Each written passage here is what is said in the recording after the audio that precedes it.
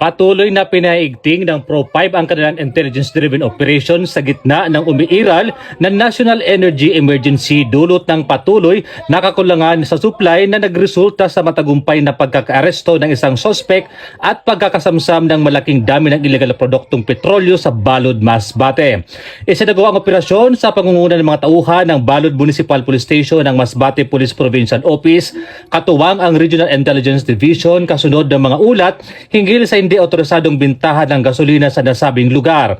Sa operasyon, naaresto ng isang lalaking kinilalang si alias Ray habang aktwal na nasa kanyang mga pag-iingat at kontrol ang 5 asul na plastic drum na naglalaman ng tig 250 liters ng diesel bawat isa.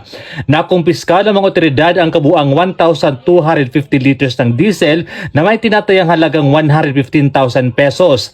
Agad na dinala ang sospek sa Balud MPS para sa kakulang disposisyon habang inihanda ang mga kasong paglabag sa Batas Pambansa bilang 33 na inambidahan ng Presidential Decree 1865. Ang Pro5 sa pamumuno ni Police Brigadier General Erosoto N. Miranda, Regional Director ay muling nagpaalala ng kanilang matibay na paninindigan laban sa lahat ng anyo ng iligal na aktibidad sa gasolina, lalo na sa panahon ng National Energy Emergency. Nanindigan ang PNP sa pagpapatupad ng batas, pangangalaga sa publiko at pagpapanatili ng integridad ng supply ng enerhiya sa bansa. Hinihikayat din ng publiko na iulat sa pinakamalapit na himpilan ng pulisya ang anumang kahinahinelang aktibidad kaugnay ng iligal na bintahan ng gasolina. Mula dito sa Albay, ako po si Police Staff Sergeant Mark Polito Pilo Bendino Jr.